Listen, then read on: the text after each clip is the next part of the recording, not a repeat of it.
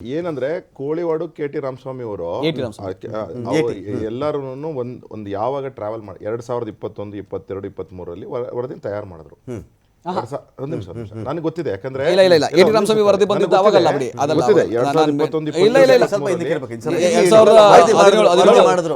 KT. Ramaswamy ಅವ್ರದ್ದು ಒಂದು ಸ್ವಲ್ಪ ಲೇಟ್ ಆಗಿ ಮುಂಚೆ ಸ್ಟಾರ್ಟ್ ಆಗಿತ್ತು. ಇವರು ಕೋಳಿವಾಡೋರ್ದು ಇದಕ್ಕೆ ಬೆಂಗಳೂರು ಸ್ಪೆಸಿಫಿಕ್ ಆಗಿ ನೋಡಿದ್ದು 21, 22, 23 ನೋಡಿದ್ದು. ವರದಿ ಕೊಟ್ಟಿದ್ದು ಯಾವಾಗ ಆಯ್ತಾ 23 ಕೊಟ್ರು. 23 ಎಂಡಲ್ಲಿ ನಮ್ಮ ಸರ್ಕಾರ ಹೋಯ್ತು. ತದನಂತರದಲ್ಲಿ ಬಂದ್ರಿ ನೀವು. ಬಂದ ಮೇಲೆ ಅದ್ರ ಪ್ರಕಾರ ನಿಮಗೆ ಗೊತ್ತು ತಾನೆ, ಈ ಸರ್ವೆ ನಂಬರು, ಈ ಸರ್ವೆ ನಂಬರ್ ಇರ್ತಕ್ಕಂಥ ಮನೆ, ಈ ಸರ್ವೆ ನಂಬರ್ ಇರ್ತಕ್ಕಂಥ ಯಾವುದೇ ಇದಾಗಲಿ ಸರ್ಕಾರಿ ಪ್ರಾಪರ್ಟಿ ಆದರೂ ಸಹ ನೀವು ಅದಕ್ಕೆ ಏನು ಮಾಡಬೇಕು, ಐದರ್ ಸರ್ಕಾರಿ ಪ್ರಾಪರ್ಟಿ ಆದ್ರೆ ಸಿ ಅಂತ ಡಿಕ್ಲೇರ್ ಮಾಡಿ, ಇಲ್ಲ ಬೇರೆ ಏನಾದರೂ ಇದ್ರೆ ಅಂದ್ರೆ ಸರ್ಕಾರದೇ ಏನಾದ್ರು ಬೇರೆ ಏನಾದ್ರು ಇದ್ರೆ ಅದ್ರ ಪ್ರಕಾರ ಡಿಕ್ಲೇರ್ ಮಾಡಿ. ಅಥವಾ ಕೆರೆ ಆದ್ರೆ ಕೆರೆನ ಒತ್ತುವರಿ ನೀವು ಸರ್ಕಾರಿ, ನೀವು ಇನ್ಫ್ಯಾಕ್ಟ್ ಸ್ಟೇಡಿಯಂ ಕಟ್ಟಿದ್ರು ತೆಗೆದಾಕಿ ಕೆರೆ ಮಾಡಿ. ಆಯ್ತಾ, ಇನ್ಫ್ಯಾಕ್ಟ್ ರಾಜಕಾಲುವೆ ಬಗ್ಗೆ ನಾನು ದೊಡ್ಡದಾಗಿ ಮಾತಾಡ್ಬೋದು, ಮಳೆ ಬಂದಾಗ ವಿಚಾರ ಮಾತಾಡೋಣ. ಇವರ ಸರ್ಕಾರದ ನಡೆ ಮತ್ತು ರೀತಿ ಏನಿದೆ ಇದು ಕೇವಲ ಸೆಲೆಕ್ಟಿವ್ ಆಗಿದೆ. ಯಾವುದೋ ಒಂದ್ ಕಡೆ ಇವ್ರಿಗೆ ಎಲ್ಲಿ ಅನುಕೂಲ ಆಗುತ್ತೆ ಅಲ್ಲಿ ಅನುಕೂಲ ಆಗಲ್ಲ, ಆ ರೀತಿ ನೋಡ್ಕೊಂಡು ಜಾಗನ ಬಿಡ್ಲಿಲ್ವಲ್ಲ ಅಶೋಕ್ ಗೌಡ್ರೆ. ಅಲ್ಲೇನೋ ಬೇರೆ ವಿಚಾರ ಸತ್ಯಶೋಧನಾ ಸಮಿತಿ ರಚನೆ ಮಾಡ್ತಾ ಇದ್ರೆ ಅದೇನಾಗಿದೆ ಆಗ್ಲೇನೆ ಹೇಳಿದೆ, in fight between D K Shivakumar versus ಸಿದ್ದರಾಮಯ್ಯದಲ್ಲಿ ಟಾರ್ಗೆಟ್ ಆಗಿದ್ದು ಯಾರು ಆಯ್ತಾ, ಯಾರು SIR ನ ಮ್ಯಾನಿಪುಲೇಟ್ ಮಾಡಿ ಅಂತಂದ್ರೆ ಯಾವ ಮ್ಯಾನಿಪುಲೇಟ್ ಮಾಡಿ ಓಟ್ ಚೋರಿ ಮಾಡೋದಕ್ಕೆ ಯಾರು ಕೃಷ್ಣ ಬೈರೇಗೌಡರು ಪ್ಲಾಟ್ಫಾರ್ಮ್ ಮಾಡ್ಕೊಂಡಿರೋ ಅದರಿಂದ ತೆರವಾಗಿರೋದು. ಇರಲಿ, ನಾನು ಒಂದ್ ನಿಮಿಷ, ಯಾವ ಪಾರ್ಟಿಯಲ್ಲಿ ಬಣ ರಾಜಕಾರಣ ಇಲ್ಲ ಹೇಳ್ಬಿಡಿ. GT ದೇವೇಗೌಡರು, ಕುಮಾರಸ್ವಾಮಿ, ಅಶೋಕ್, ವಿಜೇಂದ್ರ ಬಹಳ ಗಳಸೆ ಕಂಡಸೆ ಇದ್ದು ಬಿಟ್ಟಿದ್ದಾರೆ ಇಬ್ರು. ಇದೇ ಕೋರ್ಟಿನ ವಿಚಾರಕ್ಕೆ ಬರೋದಾದ್ರೆ, ಈಗ ನಾನು ನಿಮಗೆ ನಿಮ್ಗೆ ಆಗ್ಲೇ ಬ್ರೇಕಲ್ಲಿ ಹೇಳ್ತಿದ್ದೆ, ನಿಮ್ ಚಾನಲ್ ಬರ್ಲಿಕ್ಕೆ ದೊಡ್ಡ ಸಮಸ್ಯೆ ಏನು ಅಂತ ಹೇಳಿದ್ರೆ, ಫ್ಲೈಓವರ್ ಮೇಲೆ ಯಾವುದೋ ಒಂದು ಮನೆ ಇದೆ. ಬೆಂಗಳೂರಿನ ಅಟ್ಲೀಸ್ಟ್ 10% ಆಫ್ ಜನ ಆ ರೋಡಲ್ಲಿ ಬಂದಾಗ ಆ ಸಮಸ್ಯೆನ ಅನುಭವಿಸ್ತಾರೆ. ಯಾರೋ ಒಬ್ಬರದ್ದು ಮನೆ, ಒಬ್ಬ ಪ್ರಭಾವಿನೋ ಯಾರೋ ವಕೀಲರು ಯಾರೋ ಒಟ್ಟಿನಲ್ಲಿ ಯಾರ್ದೋ ಇದೆ. DCMಗೆ ಎಲ್ಲ ಕಡೆನೂ ಪಾಪ ಟನಲ್ ರೋಡ್ ಮಾಡ್ತೀನಿ, ಅದು ಮಾಡ್ತೀನಿ, ಇದು ಮಾಡ್ತೀನಿ ಅಂತ ಹೇಳ್ತಾರೆ. ಅವನ್ನ ಕರೆದು ನೋಡಪ್ಪ, ಇನ್ನಿಂದ 10% ಆಫ್ ಬೆಂಗಳೂರಿಗೆ ಸಮಸ್ಯೆ ಆಗ್ತಿದೆ. ನಿಮ್ ಗೌರ್ಮೆಂಟ್ ಅಲ್ಲಿ ಮಿನಿಸ್ಟರ್ಗಳಿರ್ಲಿಲ್ವಾ? ಆಯ್ತು, ಡನ್ ಒಪ್ಕೊಂಡೆ. ನಮ್ ಟೈಮಲ್ಲೇನೆ ಅದು ಫ್ಲೈಓವರ್ ಕಂಪ್ಲೀಟ್ ಆಗಿದ್ದು. ಆಯ್ತಾ, ನಮ್ ಟೈಮಲ್ಲಿ ಫ್ಲೈಓವರ್ ಕಂಪ್ಲೀಟ್ ಆಯ್ತು. ಫ್ಲೈಓವರ್ ಆದ್ಮೇಲೆ ನಿಮ್ ಸರ್ಕಾರ ಬಂತಲ್ವಾ, ಅಟ್ಲೀಸ್ಟ್ ಜವಾಬ್ದಾರಿಯುತವಾಗಿ ನಾನು ಟನಲ್ ರೋಡ್ ಮಾಡ್ತೀನಿ, ಅದು ಮಾಡ್ತೀನಿ, ಇದು ಮಾಡ್ತೀನಿ, ಕಾನೂನು ಹಾಗೆ ಹೀಗೆ ಅಂತೆಲ್ಲ ಹೇಳ್ತಿರಲ್ಲ, ಯಾಕೆ ಮಾಡೋಕ್ಕಾಗ್ತಿಲ್ಲ? ಆಯ್ತಾ, ವಿಚಾರ ಅಂದ್ರೆ ಅರ್ಥ ಏನು ಅಂದ್ರೆ, ಇವರು ನೀವೇನು ಹೇಳಿದ್ರಲ್ಲ, ಇದು ತಣಿಸಂದ್ರದು 13 ಎಕರೆ, ಅದು 13 ಎಕರೆ ಅಲ್ಲ, ಇನ್ನೊಂದು 0 ಸೇರಿಸ್ಕೊಬೇಕು ಅದಕ್ಕೆ. ಅದರಿಂದಾಗಿ ಇದಾಗ್ತಿರೋದು ಸೆಲೆಕ್ಟಿವ್. ಎಲ್ಲಿ ನಮ್ಗೆ ಅನುಕೂಲ ಆಗುತ್ತೆ, ಎಲ್ಲಿ ಲಾಭ ಬರುತ್ತೆ. ಡಿ ಕೆ ಶಿವಕುಮಾರ್ ಅನುಕೂಲ ಮಾಡ್ಕೊಡೋ ಸಲುವಾಗಿ ದಾರಿ ರೋಡ್ ಮಾಡ್ಕೊಡ್ತಾ ಇದಾರೆ ಅಂತನಾ? ಅಲ್ಲಲ್ಲ, ಮತ್ತೆ ಒಳಗಡೆ ಇನ್ಫ್ಯಾಕ್ಟ್ ಜನ ಹೇಳ್ತಾರೆ ಸಿರಿ ಆಯ್ತಾ, ನಾವು ಕರೆಕ್ಟ್ ಆಗಿ ಹೇಳ್ತೀವಿ ನಿಮಗೆ. 13 ಎಕರೆ ಇತ್ತಾ, 0 ಇತ್ತಾ? A.T. ರಾಮಸ್ವಾಮಿ ಅವರು ಜಂಟಿ ಸದನ ಸಮಿತಿ ವರದಿಯನ್ನ 2007ರಲ್ಲಿ ಕೊಟ್ಟಿದ್ದು. 2007 ನಂತರ ಬಿಜೆಪಿಯಿಂದ 4 ಜನ ಮುಖ್ಯಮಂತ್ರಿಗಳಾಗಿದ್ದಾರೆ. ಬೆಂಗಳೂರಿನಲ್ಲೇ 1,21,000 ಎಕರೆ ಒತ್ತುವರಿ ಆಗಿದೆ ಬೆಂಗಳೂರಿನಲ್ಲಿ.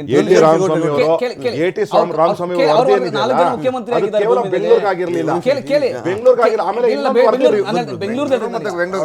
ನಾನು ಬೆಂಗಳೂರಲ್ಲಿ 1,21,000 ಎಕರೆ ಒತ್ತುವರಿ ಆಗಿದೆ, ಭೂ ಕಬಳಿಕೆ ಆಗಿದೆ.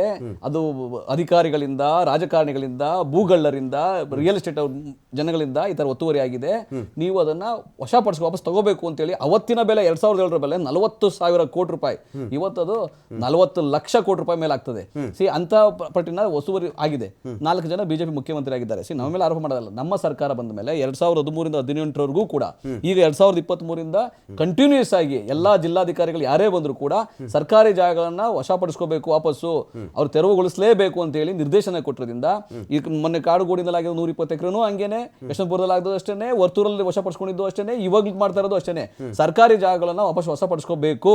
ಯಾಕಂದ್ರೆ ಸರ್ಕಾರ ಮುಂದಕ್ಕೆ ಏನು ಅಡ್ಮಿನಿಸ್ಟ್ರೇಷನ್ ಮಾಡ್ಲಿಕ್ಕೆ ಬೇರೆ ಏನು ಅವಕಾಶಗಳಿರಲ್ಲ. ನೀವು ಒಂದು ಆಸ್ಪತ್ರೆ ಕಟ್ಟಬೇಕಂದ್ರೆ ಇರೋದಿಲ್ಲ, ಒಂದು ಗ್ರಂಥಾಲಯ ಕಟ್ಟಬೇಕಂದ್ರದಿಲ್ಲ, ಸರ್ಕಾರದ ಯಾವುದೇ ಒಂದು ಬಿಲ್ಡಿಂಗ್ ಕಟ್ಟಬೇಕಂದ್ರೂ ಇರೋದಿಲ್ಲ. ಅದಕ್ಕಾಗಿ ಸರ್ಕಾರ ಜಾಗಗಳನ್ನ ವಶಪಡಿಸ್ಕೊಂತಾರೆ, ಕಂಟಿನ್ಯೂಸ್ ಮಾಡ್ತಾರೆ. ಇದಕ್ಕೆಲ್ಲ ಫುಲ್ ಸ್ಟಾಪ್ ಯಾವಾಗ? ಒಂದು ಪೂರ್ತಿ ವಶಪಡಿಸ್ಕೊಳ್ಬೇಕು, ಇಲ್ಲ ಪ್ರಾಪರ್ ಮಾಹಿತಿ ಆದರೂ ಕೊಡಬೇಕು, ಇಲ್ಲ ಅಂದರೆ ಈ prevention is better than cure ಅಂತಾರಲ್ಲ, ಕಟ್ಟೋವರೆಗೂ ಇವ್ರು ಏನು ಮಾಡ್ತಾ ಇದ್ರು ಒಂದು ಪ್ರಶ್ನೆ. ಅದು ಅಶೋಕ್ ಗೌಡ್ರಿಗಾದ್ರೂ ಇದೇ ಪ್ರಶ್ನೆ, ನಟರಾಜ್ ಗೌಡ್ರಿಗಾದ್ರೂ ಇದೇ ಪ್ರಶ್ನೆ, ಯಾರಿಗಾದ್ರೂ ಇದೇ ಪ್ರಶ್ನೆ. ಕಟ್ಟೋವರೆಗೂ ಕಣ್ಣು ಮುಚ್ಕೊಂಡಿದ್ದು. ಅವತ್ತಿಗೆ ತಹಶೀಲ್ದಾರ್ ಗಾಡಿ ಯಾವುದು ಓಡಾಡಲ್ಲ ಇಲ್ಲಿ, RI ಕೆಲಸ ಇರಲ್ಲ ಅವತ್ತು ಇನ್ಯಾರೋ ಅವ್ರ ಮೇಲಧಿಕಾರಿ BD ಆಫೀಸರ್ಸ್ಗೆ ಏನು ಕಣ್ಣೇ ಕಾಣಿಸ್ತಾ ಇರಲ್ಲ ಅವತ್ತು. ಯಾವತ್ತೋ ಬಂದು ಇದರಲ್ಲಿ ನೋಡಿ ಅನೇಕ ಸಂದರ್ಭಗಳಲ್ಲಿ ಇವತ್ತು ಯಾರೆಲ್ಲ ಒಂದು ಡೆಮಾಲಿಷ್ ಮಾಡ್ತಿದ್ದಾರಲ್ಲ ಅವರದ್ದೇ ಇಲಾಖೆ ಒಬ್ಬನೋ ಇಬ್ಬನೋ ಹಣ ತೊಗೊಂಡು ಇವ್ರಿಗೆ ಹೆಲ್ಪ್ ಮಾಡಿರ್ತಾನೆ. ಒನ್ನಾರ್ದಿ ಅದರ್ವೆ ಯಾವ ಇಲಾಖೆ ಆದರೂ ಇದೇ ಮತ್ತೆ ನಂದು ಹೆಲ್ಪ್ ಮಾಡಿರ್ತಾನೆ, ಡಾಕ್ಯುಮೆಂಟ್ ಫೇಕಾಗಿ ರೆಡಿ ಮಾಡ್ಕೊಳ್ಳೋಕ್ಕೂ ನೆರವಾಗಿರ್ತಾನೆ. ಅವತ್ತಿಗೆ ಅವ್ನಿಗೆ ಹಣ ಬಂದರೆ ಸಾಕು ಅಂತ ಈ ಥರ ಬದುಕನ್ನು ಇವತ್ತು ಯಾಕೆ ಬೀದಿಗೆ ಹಾಕೋದು? 30 ವರ್ಷಗಳಿಂದ ಬೆಂಗಳೂರಿನಲ್ಲಿ ಸಿಸ್ಟಮ್ ಫೇಲ್ಯೂರ್ ಆಗಿದೆ. ಆಳಿರ್ತಕ್ಕಂಥ ಸರ್ಕಾರಗಳು ಎಲ್ಲರೂ ತಲೆ ತಗ್ಗಿಸ್ಕೋಬೇಕು. ಯಾಕಂದ್ರೆ ಈ ವಿಷಯದಲ್ಲಿ, ಯಾವುದೇ ಬೇರೆ ವಿಷಯದಂತಲ್ಲ, ಈ ವಿಷಯದಲ್ಲಿ ಮಾತ್ರ. ಯಾಕಂದ್ರೆ ನೀವು 5-6 ಗುಡಿಸಲುಗಳನ್ನ ಫಸ್ಟ್ ಹಾಕ್ತಾರೆ, ಅವ್ರು ಫಸ್ಟ್ ಟೆಸ್ಟ್ ಮಾಡ್ತಾರೆ. ಸ್ಥಳೀಯ ನಾಯಕ ಒಂದು 5-6 ಗುಡಿಸಲುಗಳನ್ನ ಹಾಕ್ತಾನೆ. 5-6 ಗುಡಿಸಲುಗಳ ನಂತರ ಜೊತೆಗೆ ಬೇರೆಯವ್ರನ್ನ ಕರ್ಕೊಂಬರ್ತಾನೆ. ನನ್ನ ಸಂಬಂಧಿಕರಿಗೂ ಒಂದು 5-6 ಕೊಡೋಣ ಅಂತ ಇನ್ನೊಬ್ಬ ಹೇಳ್ತಾನೆ. ಅವ್ರು ಇನ್ನೊಬ್ಬ 5-6 ಕರ್ಕೊಂಬರ್ತಾನೆ. ನೀನು ಇಲ್ಲ ಹಾಕೋ ಅಂತ ಹೋಗುತ್ತೆ.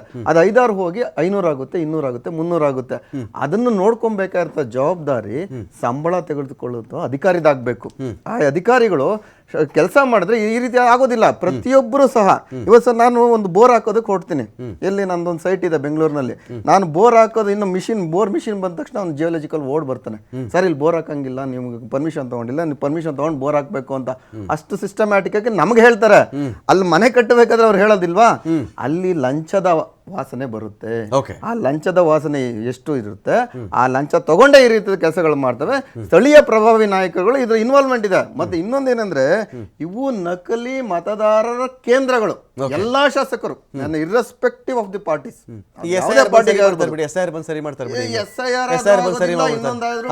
ಆಗೋದಿಲ್ಲ. ಇನ್ನೂ ಒಂದು ದೊಡ್ಡ ಒಂದು ಅಂಶ ಏನಂದ್ರೆ ಈಗ ಇಷ್ಟು ತೆರವುಗೊಳಿಸಿದ ಒಂದು ಖರಾಬು ಜಾಗಗಳು, ಕೆಲವು ಖರಾಬು ಜಾಗಗಳು ಇನ್ನು ಯಾವಾಗ ಅದಕ್ಕೆ ಕೈ ಹಾಕ್ತಾರೋ ಗೊತ್ತಿಲ್ಲ. ಆ ಖರಾಬ್ ಜಾಗಗಳು ಏನಾಗಿದೆ ಅಂದ್ರೆ ನಾನು ಒಂದು ವಿಷಯ ಹೇಳ್ತೀನಿ. ಒಂದು ಸರ್ವೆ ನಂಬರ್ ಅಲ್ಲಿ 12 ಎಕರೆ ಜಮೀನಿದೆ, 8 ಎಕರೆ ಖರಾಬ್ ಇದೆ. 8 ಎಕರೆ 12 ಎಕರೆನು ಇದು ಮಾಡ್ಬಿಟ್ಟಿದ್ದಾರೆ, ಲೇಔಟ್ ಮಾಡಿದ್ದಾರೆ. ಲೇಔಟ್ ಅಲ್ಲಿ ಇವತ್ತು ಐಷಾರಾಮಿ ಮನೆಗಳಾಗಿದ್ದಾವೆ. ಆ 8 ಎಕರೆಗಳು ಯಾವಾಗ ತೆರವುಗೊಳಿಸಿರ ಯಾವತ್ತೂ ಸಹ ಸರ್ಕಾರದಲ್ಲಿ ಇದೆ, ಆದೇಶ ಇದೆ. ಕಾನೂನು ಖರಾಬು ಜಾಗಗಳನ್ನ ಸರ್ಕಾರಿ ಜಾಗನೇ ಅಂತ ನಿರ್ದೇಶನ ಇದೆ. ಅದನ್ನ ಯಾವ ತೆರವುಗೊಳಿಸಿದಾಗ ಅಷ್ಟು ದೊಡ್ಡ ಮಟ್ಟದ ದುಡ್ಡನ್ನು ಕೊಟ್ಟು ಆ ವ್ಯಕ್ತಿ ಮನೆ ಕಟ್ಟಿರ್ತಾನ, ಜೀವಮಾನ ಶ್ರಮ ಎಲ್ಲ ಹಾಕಿರ್ತಾನಲ್ಲ, ಅವನಿಗೆ ತೊಂದರೆ ಆಗೋದಿಲ್ವಾ? ಅದು ಸರ್ಕಾರ ಬುದ್ಧಿ ಇರ್ಲಿಲ್ಲ. ಕೊಂಡ್ಕೋಬೇಕಾದ್ರೆ ಪೇಪರ್ ಸರಿ ನೋಡ್ಬೇಕಾಗಿತ್ತು. ಅವ್ನು ಯಾರನ್ನು ಕೇಳಲಿಲ್ಲ. ಒಂದು ಡೂಪ್ಲಿಕೇಟ್ ಡಾಕ್ಯುಮೆಂಟ್ಸ್ ಅನ್ನು ಕ್ರಿಯೇಟ್ ಮಾಡ್ತಾರಲ್ಲ, DC ಇಂದಾನೆ ಆಗಿದೆ, ಖರಾಬ್ ಜಾಗ ಆಗಿದೆ ಅನ್ನೋ ಒಂದು ಡೂಪ್ಲಿಕೇಟ್ ಡಾಕ್ಯುಮೆಂಟ್ ನ ತೋರಿಸಿ ಜನರನ್ನ ಯಾಮಾರಿಸ್ತಾರೆ. ಈ ಯಾಮಾರಿಸೋರು ಇರೋವರೆಗೂ ಈ ರಾಜ್ಯದಲ್ಲಿ, ಈ ಬೆಂಗಳೂರಿನಲ್ಲಿ ಈ ರೀತಿಯ ಅಂಶಗಳು ಆಗ್ತಾನೆ ಇರುತ್ತೆ. ಅದಕ್ಕೆ ಕಟ್ಟುನಿಟ್ಟಿನ ಕ್ರಮಗಳನ್ನು ಸರ್ಕಾರಗಳು ಪ್ರತಿನಿತ್ಯ ತಗೊಳ್ಬೇಕಾಗುತ್ತೆ.